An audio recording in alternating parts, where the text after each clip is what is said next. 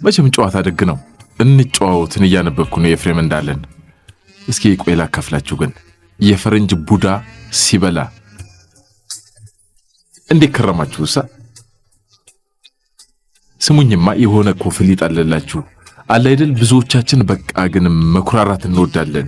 የምር አንዳንዴ ዓለም ላይ እንደ ሀበሻ ኩራተኛ ህዝብ አለ እላለሁ። በቃ ነገርየውማ በቃ ኮራ ማለት አሪፍ ነገር ነው። ግን ግርም የምትለኝ እቺ እንደው የባዶ ሜዳዋ መኩራራት እኔ የሚሏት አይነቷ አለች አይደል? በቃ ደስ አትልም።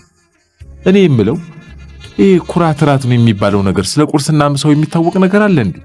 ለምሳሌ የሆነ የምታውቁትና በ49 ብር ጫማ የ300 ብር እርምጃ የሚራመድ ጓደኛውን ሊጋብዙት ይፈልጋሉ። ታዲያ ወደ ፒያሳ ግድም 1-2 ድራፍት እንበል ይሉታል። ከዛ ፊቱን ኮስተር ያደረግና እኔ ይላል።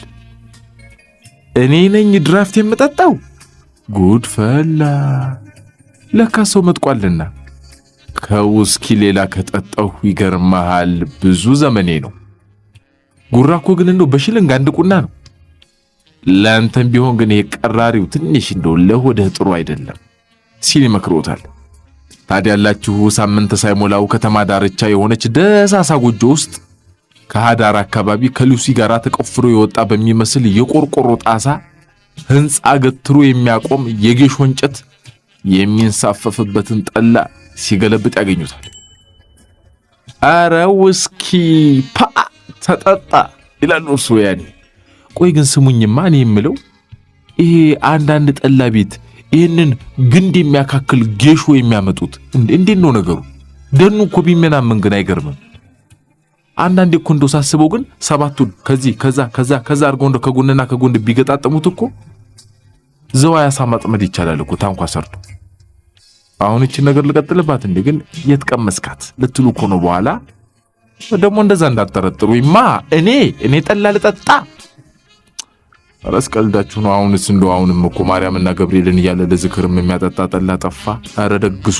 እንዴት ነው ነገሩ? እና ይውላችሁ እኔ እየተባባልን አለን። አንዲት ከጥቂት ዓመታት በፊት የምናውቃት ሸላይ ሴት ነበረች። ይገርማችኋል።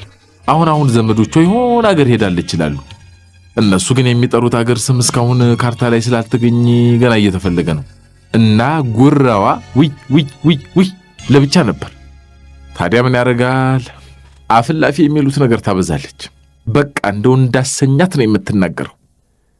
እና አንዳንዴ ሰው አረ ተይ አንቺ ሴትዮ፣ አረ እንደው እንዳያጠናፍሩሽ ስትባል ምን ትላለች መሰላችሁ? ማንን? እኔ ልጅትን አይደለም መምታት ዝንቤን እንኳን እሺ የሚል የለም። በቃ እሷን ማንም እኮ አይመታትም። የሚመታት ነገር ቢኖር የክረምት ዝናብ ብቻ። እኔ የምለው ይሄ እናንተ ዝንቤን እሺ አትሉኝም የምትሉ ሰዎች ሁሌ የሚገርመኝ ነገር አለ። እናንተ ማን ዝንብ ሰብስቦ አላችሁ? ስገርሙ ብቻ እንደው እንዳልኳችሁ ጉራ በሽ ነው አለ አይደል? በቃ አብሮ መኖር ደግ ነው ይሉና ለጓደኛው ጥብስ ምናምን ልጋብዝ ብለው የሆነ ምግብ ቤት እባክህ እዚህ ገብተን ምሳ ልጋብዝህ ይሉታል። እኔ ይሉታል። ያኔ እኔ ነኝ እንዲህ አይነት ምግብ ቤት ገብቼ የምበላው? ለምን ጦም አይታደርም? ታዲያ ምን ይደረግ? በፈረንጅ ከተማ ስም የሚጠሩ ምግብ ቤቶች አይወስዱት ነገር። እርሶም በጎረቤት ቴሌቪዥን ነው ማስታወቂያዎቹን ያዩት። በቃ በሆዶ ከበድሬም ቢሆን እሄዳታለሁ ይላሉ። ቆይ ስሙኝማ፣ ግን ይሄ ያላችሁን ገንዘብ ብርችችን ካላችሁበት በኋላ አሪፍ መጽናኛ እኮ አለች። ድህነት እንደው ቂሙን አይረሳ። እሺ ይሁን፣ ግን ምን ነው አንዳንዶቻችን ላይ ቂሙ በረታ እናላችሁ። በቃ ያግብዣውትን የናቀው ሸላይ ሳምንት ሳይሞላው የሆነች መንደር ውስጥ የ3 ብር ፈሰሴ ሲበላ እጅ ከፍንጅ ይያዛል። ፈሰሴ መመሰላችሁ የሆነች እንደ ቀይም እንዳልጫም እንደ ወጥም እንደ ሾርባም የሚያደርጋን ነገር ነች ይላሉ። ጎበዝ ይላሉ ነው ያልኩት፣ ልብ በሉልኝ። በቃ በአንድ ራስ ሽንኩርት ሰተቴ ሙሉ ይሰራል። የምር እሷን ካላገኘም አራዶቹ ፈጣን የሚሏት ከዚህም ከዚያም ተሰብስባ የምትሰራ የድርቆሽ ፍርፍር አለች። እሷን ሲቆፍር ያገኛሉ። ፈጣን ምን መሰላችሁ? በቃ ያበሻ ፋስት ፉድ። እኔ የምለው ግን እንደው አይገርማችሁም? እንዲያው ነው እኮ የምንለፈው። ግን የኛን ኑሮ እንደው ሌላው አይኖርልን ሳይቸግር ጤፍ ብድር የሚሉት አይነት እኮ ነው ይሄ። አሁን ለምሳሌ የሚገርሙኝ የሆኑ ወዳጆች አሉኝ። ምንም ሰዓት ቢሆን ሻይ ቡና አይጠጡ፣ አምቦሃ ይኖራል ይላሉ። ሁልጊዜ አምቦሃ ለምንድን ነው ሲሏቸው ምን ይላሉ መሰላችሁ? ለመበተን። ነገርየው ግን እንዴት ነው ጎበዝ? ባዶ ሆድ ውስጥ ምን የሚሉት ነገር ነው የሚበተነው? ወይስ አምቦሃ ሐሳብ መበተኛ ሆነ እንዴ?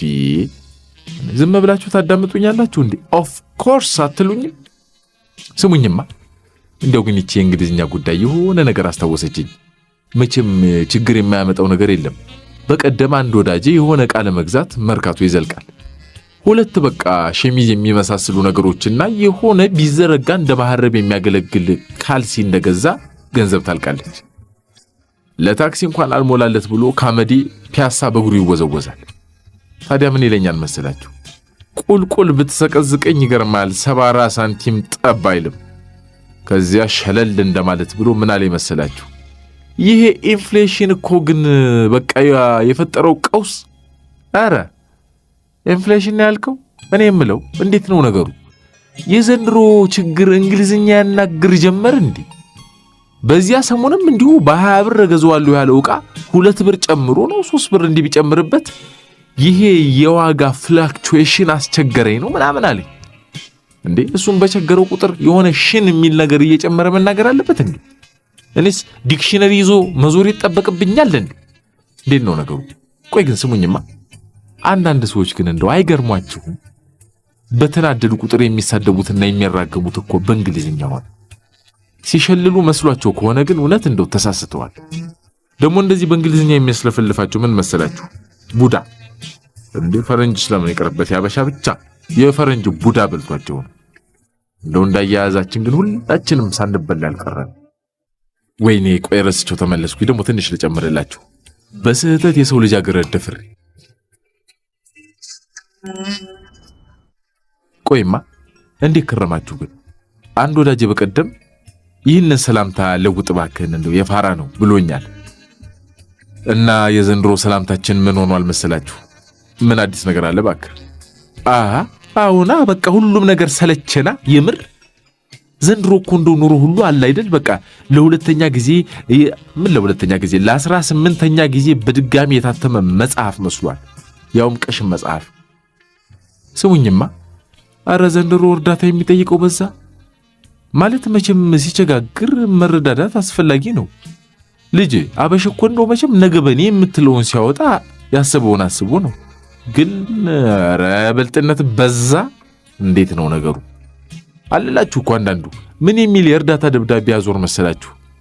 ወገኖቼ እኔ ወንድማችሁ እናንተን መከታ አድርጌ 3 ጉልቻ ለመመስረት አስቤ የሰርጌ ቀን ስለደረሰ ትንሽ የጥሎች ዝግጅት የማደርግበት ተባበሩኝ። አረ ትጥላለህ እንዴ? አረ በእናትህ ሰንጋጣልልን።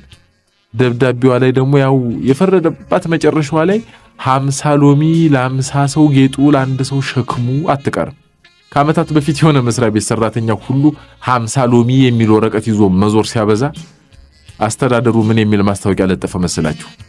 50 ሎሚ ከዛሬ ጀምሮ ተከልክሏል። እቺ ደስ ትላለች። እና ለጥሎሽ አዋጡ የሚለው ነገር ግርም ይለኛል። እኔ ከእንግዲህ እንዲህ አይነት ደብዳቤ ይዞልኝ ለሚመጣ የጥላሁንን ካሴት ገዝቼ ነው የምልክለት። ምን የሚለው መሰላችሁ? እያለ ካልሆነ ከሌለህ የለም። በቃ እቅጩን መንገር አርፎ ይቀመጣ እንዴ።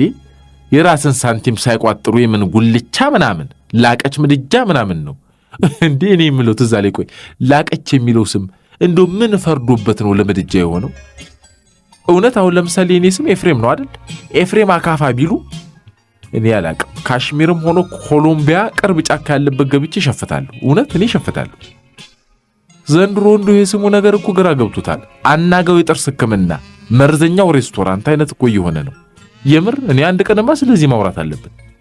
አንድ ጊዜ የሆነ ጓደኛ የሚሰራበት ቦታ አንዱ ያዞረውን የእርዳታ ደብዳቤ ልንገራችሁማ። የምር ነው ግን በስህተት የሰው ልጅ አገረድ ደፍሬ ጉዳዩ በሽማግሌ ታይቶ ካሳ ክፈል ስለተባልኩ ችግሬን አይታችሁ እርዱኝ። አይገርምም? በስህተት የሰው ልጅ አገረድ ደፍሮ እንዴ ወቸ ጉድ! እዚህ ፒያሳ ደግሞ አንድ የታወቀች ባር አለች። ወይኔ ፒያሳ ያኔ በምሽት ጨረቃ እንዳልተዘፈነባት እንዲህ በቃ ተረምሶ አይውጣ። አንዳንዴ እኮ በቃ ይሄ በየፊልሙ የምናየው የሜክሲኮ ምናምን ከተማ ነው የምትመስለው። ልጅ ዘንድሮማ የእናንተና ሰፈር እንኳን ፒያሳን ቀድሞ ብቻ ተውት እስኪ። እና እዚች ቦታ ይመጣ የነበር የሆነ ሰውዬ ነበር። አጠገባችሁ ይቀመጥና ወንድሜ የቡና ሱስ ስላለብኝ ነው እስኪ ቡና ግዛልኝ ይላችኋል። ለነፍስ ትሉና ትገዙለታላችሁ። አጀሬ ታዲያ ምን ያደርጋል መሰላችሁ? ጋዜጣ ገዝቶ ማንበብ። ቡና ከርሶ ጋዜጣ ከርሶ። በጣም ኮሚክ ነገር እኮ ነው። እኔ የምለው አንዳንዱ ሰው ግን ምን አይነት አራድነት ነው ያመጣው? በቀደምነት የገጠመኝን ስሙልኝማ። ይሄ ቴዎድሮስ አደባባይ አካባቢ ነው የሆነ ቂቅ ያለ ሰው ያስቆመኛል። አይ አለባበስ የኔ ኮት የሱን ኮት አይታ በኮምፕሌክስ ራሷን ልታጠፋ ምንም አልቀራት። እጁን ኪሱ ከቶ አንተዋወቅም አለኝ። እኔ ደግሞ አላውቀውም ነበርና አይመስለኝም አልኩት። ይሄኔ እኮ ብልጥ ሰው ይቅርታ ብሎ መንገዱን ይቀጥላል። ሰውየው ጭራሹኑ ከግር እስከ ራሴ ገረመመኝና ምን አለ መሰላችሁ? ያየውልን ህልም ብነግርህ እንዴት አይነት ግሩም የሆነ ህልም አይችላለሁ መሰለ። ኧረ በለው ምንስ ሾርባ በሹካ የምጠጣ ፋራ ብሆን በዚህ ሳልታለልም እንዴ? መቼም ቱሪስት አታገኝም ሂድና የፈረንጅ ሾፌር ብላ ልል ምንም አልቀረኝ። እንዴት ነው ነገሩ እናንተና? እንዴ አሃ እንዴ ያራድነቱን በር ትንሽ ከፈት አድርጉልን እንጂ በዛ። እና አጅሪ ምን አለላችሁ መሰላችሁ? ያየሁትን እንድነግር 14 ብር ከ75 ሳንቲም ትሰጠኛለህ? ግርም አለኝ። አንዳንዱ አራዳ እኮ ገና ከንትና ይዞት የመጣው አውቶቡስ እንኳን ተመልሶ አልሄድም። እናላችሁ የከተማው በቲያትር የተሞላ ነው። አንተ ደግሞ ይኸው በቀደም ጧት እዛ ፒኮክ ለሴቶቹ ፈረንሳይ ሳለሁ ምናምን እያልክ ስታወራ የነበርከው ሰውዬ እየሰማኝ ነው? በታክሲ እንኳን መሄድ የጀመርከው በዛ ሰሞን አይደለም እንዴ? እንኳንስ ፈረንሳይ ቀርቶ ፈረንሳይ ለጋሲ ሆነን ታውቀዋለህ እንዴ? አረ ጉራይ ይቀነስ። እንዴት ነው ነገሩ? አንድ ጊዜ እኔም የገጠመኝ እርዳታ መጠየቅ ያለ ግን ላውራችሁ በእናታችሁ። በአጋጣሚ በዕለት ጠብ ከሰው ተጋጭቼ 4 ጥርስ ስላወለኩኝ ካሳ እንድከፍልና ወርቅ ጥርስ እንዳስተክል ስለተፈረደብኝ የተቻላችሁን እርዱኝ። አይ የኛ ማይክል ታይሰን አቡ እንዲህ አይነት እኮ ሲመጣባችሁ በቃ ለሆነ ዞን መንገር ነው። እውነት አፍራሽ ግብረ ኃይል መሆን ይችላል አንድ አይነቱ። እንዴ ጥርስ አውላቂ ሰው ግን ምን ይላል ማለት እንደው ነውር ሆነ ቀረ ማለት ነው እንዴ?